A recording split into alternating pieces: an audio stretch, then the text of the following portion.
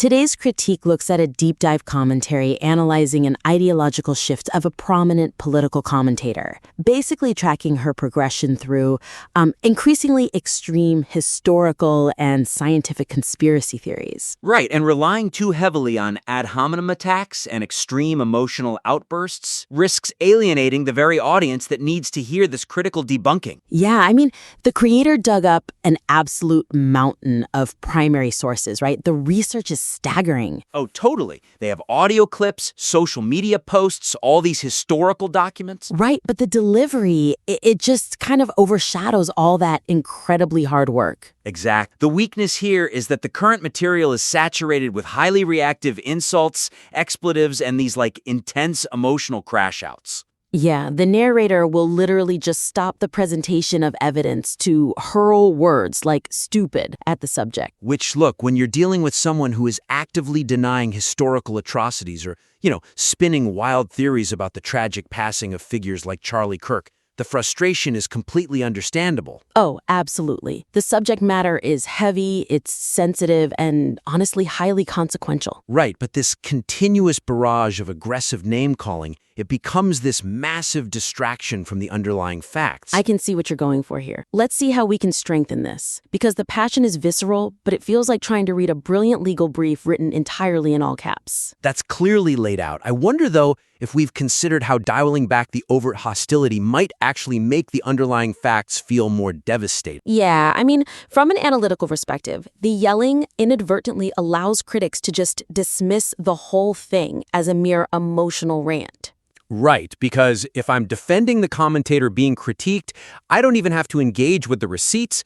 I can just point to the screaming and say, look at this hysterical hater. Exactly. The emotion acts as like a protective shield for the inaccuracies. So the suggestion is to elevate the authority of the piece by letting the absurdity of the source clips do the heavy lifting, replacing reactive, aggressive insults with cold, analytical sarcasm and deadpan juxtaposition. Oh, I love that. Cold, analytical sarcasm is so much more effective. It really is.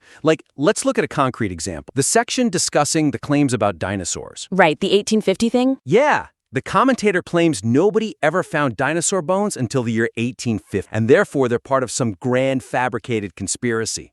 And in the current draft, the creator just pauses the video right there to launch into an aggressive tirade about how unintelligent the commentator is. Exactly. So instead of pausing a clip just to explicitly call the commentator stupid for questioning if dinosaurs are fake, present the clip and immediately follow it with cold, hard facts. Yeah, you play the clip where she makes the claim, and then you simply state the history of paleontology in a flat, objective tone. Right. You calmly point out that people have been earning trilobites and ancient remains for millennia, well before 1850. And then you just say, the contrast between these claims and historical reality speaks for itself. Yes, you force the audience's brain to do the math. Right. Let the audience arrive at the conclusion regarding the commentator's logic without needing to explicitly hurl an insult. Because when an audience arrives at that conclusion entirely on their own, that realization is sticky. When you scream the conclusion at them, it just triggers a defensive reflex.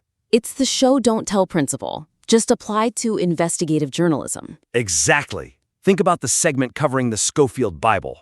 Oh, yeah, where the commentator claims it was a massive conspiracy funded by the Rothschilds to manipulate Christians. Right, and the creator does this spectacular job tracking down the actual financial receipts, proving it was actually funded by a Christian real estate developer named Alwyn Ball Jr. Which is such a brilliant piece of debunking. It is, but the impact is instantly blunted because it's delivered in this frantic, screaming tone. Right, when the evidence is this strong, like proving it was just a real estate developer and not the Rothschilds, the facts don't need us to yell for them. But, I do want to acknowledge something. The internet commentary space is basically entirely driven by outrage. Oh, for sure. So if a creator adopts a completely cold, deadpan delivery, is there a risk they lose the authentic, fiery voice their audience tuned in for? That's a valid concern, but I'd say the evidence supports a different conclusion. We aren't suggesting they sound like a robotic encyclopedia. Right. Deadpan can be incredibly entertaining. It's the difference between a temper tantrum and a surgical strike. Exactly. Anger signals you're dysregulated, but deadpan signals absolute control. Yeah, like when you calmly dismantle that wild theory about the 9/11 Odigo messages. proving they were actually sent to individuals in Israel, not the United States as implied. Right. The deadpan truth is far more gripping than an expletive-laden rant. But that brings us to the next big issue. Once you strip away the screaming, you're left with this massive mountain of facts. Right, and how do you organize a mountain so the listener doesn't get buried? So a key theme running through this material seems to be the sheer volume of theories being debunked. But without a roadmap, the listener gets lost. Exactly. Presenting overlapping conspiracy theories in a stream of consciousness format diminishes the devastating impact of the compiled evidence. Yeah, the weakness is that the script jumps erratically between vastly different topics without a clear structural spine. Dinosaurs. Right, and then suddenly we are examining Joseph Stalin's heritage. And then thrust into the tragic, highly sensitive assassination theories surrounding Charlie Kirk or Ian Carroll's claims. It's just too much all at once. Because these points are jumbled together, the listener experiences a chaotic maze of information rather than a compelling, undeniable case of ideological deterioration. Throwing all these disparate theories at the wall at once is like trying to convince a jury by handing them a box of shredded documents. Wow, yeah, that's exactly what it feels like. The evidence is undeniably in there, but you're making the audience do all the exhausting work of taping it together. And the human brain simply cannot synthesize geopolitical blackmail, paleontology, and 18th century religious movements like Frankism simultaneously. Right, the sheer volume becomes a liability. So the suggestion is to organize the material categorically or chronologically into distinct chapters to build a systematic, escalating argument that tracks the commentator's ideological shift. Building on that point, what if we looked at it from the perspective of an escalating timeline? I think that's the way to go. If we start with the relatively harmless scientific skepticism and slowly walk the audience down the staircase into the darker, modern political conspiracies, doesn't the overarching argument become much more chilling and persuasive? It really does. You map a descent into an alternate reality. Right. So, concrete examples. You could structure the piece into 3 distinct acts. Oh, I like that. What's Act 1? Act 1 could be the denial of basic science. So, grouping the flat Earth and fake dinosaur theories together. That establishes the baseline. You show the commentator's willingness to deny universally accepted physical reality. Exactly. And it's relatively easy for a general audience to laugh at flat Earth theories, so it serves as an accessible entry point. Right, and once the audience accepts that the subject rejects basic physics and geology, their brain is primed for the next escalation. Which leads to Act 2, the revision of history. Okay, so this is where you group the claims about Stalin, the 18th century Frankism movement, and the debunked 9/11 Odigo messages. Yes, you show a clear behavioral pattern.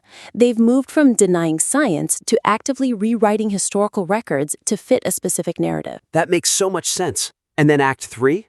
Act 3 is modern political paranoia. The climax, grouping the RFK Jr. blackmail theories and the Charlie Kirk or Bill Ackman intervention claims. Exactly. By grouping these modern, high-stakes claims at the end, it acts as an escalating ladder of claims, leading the audience step by step through the ideological shift. That structural shift tells such a cohesive story. But, is there a risk that forcing the material into this structure might leave out some of the more random tangents the creator spent hours researching? You do lose some fringe tangents, yeah, but that is a highly positive outcome. Pruning is essential. Right. If a piece of evidence doesn't serve the escalation, it's just dragging down the pacing. Which brings us to the final major issue. When you start pruning branches that don't serve the narrative, you realize certain pieces don't fit at all. Especially the creator's own drama? Overindulging in meta-commentary about the creator's own online drama detracts from the central investigation